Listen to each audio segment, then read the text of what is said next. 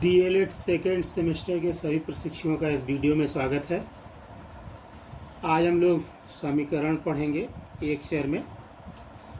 पहले जानते हैं कि एक चर का समीकरण होता क्या है। जब किसी समीकरण में उपस्थित चर की अधिकतम घात 1 होती है तो ऐसे समीकरण को एक चर का रेखीय समीकरण कहते हैं। जैसे 6x - 8 = 10 और 4x + 5 = 20, ये रेखीय समीकरण है। यहाँ पर हम देखें तो एक चर x है, एक घात का है, और यहाँ पे भी एक चर x है दूसरे समीकरण में, ये भी जो है एक घात का है। तो ये एक चर का रेखीय समीकरण है। अब समीकरणों को हल कैसे किया जाता है। यदि एक समीकरण x + 8 = 13 है मान लीजिए, तो x = 5 रखने पर इस समीकरण में अगर हम x = 5 रख देते हैं तो 8 + 5 = 13। तो x = 5 रखने पर दोनों पक्ष बराबर और समीकरण संतुष्ट हो जाता है। अतः वह संख्या जो चर के स्थान पर प्रतिस्थापित करने पर समीकरण को संतुष्ट कर देती है उस समीकरण का हल कहलाती है। यानी जो चर है वहाँ पर हम जो वैल्यू या जो मान रख रहे हैं वो समीकरण को संतुष्ट कर देगा, यानी दोनों पक्ष बराबर हो जाएंगे, तो वह समीकरण का हल कहलाता है। अब रेखीय समीकरण को हम त्रुटि एवं प्रयत्न विधि से भी हल कर सकते हैं। तो त्रुटि एवं प्रयत्न विधि है क्या। मान लीजिए कि एक समीकरण हमें दिया हुआ है x + 6 = 9। यहाँ पर हम x का मान अलग अलग रखेंगे और बायां पक्ष और दायां पक्ष देखेंगे।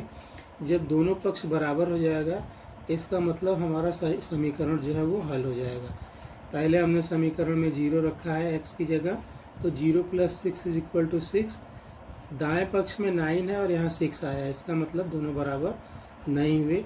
1 रखने पे 7 आया जबकि 9 है, 2 रखने पे 8 आया जबकि 9 है दायां पक्ष, 3 रखने पे 9 आ रहा है बायां पक्ष और वह दाएं पक्ष के 9 के बराबर है। अतः x = 3 रखने पर समीकरण संतुष्ट होगा, अर्थात x = 3 समीकरण का हल है। तो इस तरह से हम त्रुटि एवं प्रयत्न विधि से रेखीय समीकरण को हल कर सकते हैं। रेखीय समीकरण को हल करने की कुछ और उपयुक्त विधि हैं। जैसे एक चर वाले रेखीय समीकरण को हल करने के लिए हम अज्ञात मान को ज्ञात मान में रखकर हल करते हैं। समीकरण के दोनों पक्षों में किसी भी समान संख्या के जोड़ने, घटाने, गुणा करने या शून्येतर समान संख्या से भाग देने से समीकरण अपरिवर्तित रहता है। इस तरह से जब हम समीकरण को हल करते हैं तो ये सभी स्वयं सिद्धियां यानी ऑक्सिमम्स कहलाती हैं। इनका उपयोग समीकरण हल करने के लिए किया जाता है। अब हम उदाहरण के द्वारा समीकरण को हल करेंगे, एक रेखीय समीकरण को। तो समीकरण 3n + 4 = 25 को हल कीजिए। सॉल्यूशन में देखिए 3n + 4 = 25, 3n + 4 - 4 = 25 - 4। दोनों पक्षों में हमने जो है 4 को घटा दिया है, बाएं पक्ष में भी और दाएं पक्ष में भी हमने 4 घटा दिया है। तो 3n = 21, यहाँ से 4 कैंसिल हो गया, 3n और 25 में से 4 गया तो 21। और फिर 3n/3 = 21/3, दोनों पक्षों को 3 से भाग दिया हमने तो n = 7 आया। यही समीकरण का हल है। अब दैनिक जीवन के भी कुछ उदाहरण लेकर के हम लोग जो है एक रेखीय समीकरण को देखते हैं। जैसे कि उदाहरण है कि रमेश की वर्तमान उम्र बताइए यदि वह 10 वर्ष पहले 35 वर्ष का था।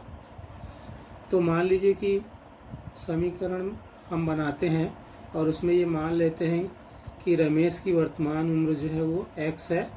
तो जो समीकरण हम बनाएंगे वो होगा x - 10 = 35 या x - 10 + 10 = 35 + 10। दोनों पक्षों में यानी दाएं और बाएं पक्ष में हमने जो 10 है उसको जोड़ दिया है।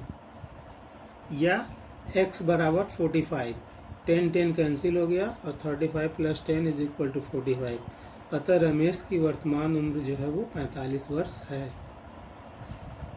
एक रेखीय समीकरण को हल करने के लिए जो हमने विधियां देखी, या जिन विधि का प्रयोग किया जाता है वो दो विधि यहाँ पे हम लोग समझेंगे। पहला जो है वो है दोनों पक्षों में संख्या जोड़कर या घटाकर समीकरण हल करना। तो जैसे ही एक समीकरण है 7x - 10 = 5, तो दोनों पक्षों में 10 जोड़ने पर 7x - 10 + 10 = 5 + 10। तो यहाँ पे 10 जो है वो कैंसिल हो जाएगा। 7x = 10 + 5 15, तो x = 15/7। तो ये एक जो विधि है वो है दोनों पक्षों में संख्या को जोड़कर या घटाकर समीकरण को हल करना। और दूसरी जो विधि है वो पक्षांतर करके समीकरण को हल करना। तो पक्षांतर को हम कैसे हल करते हैं, जैसे 7x - 10 = 5, जब हम पक्षांतर करेंगे तो ये जो समीकरण हमारा है 7x - 10 =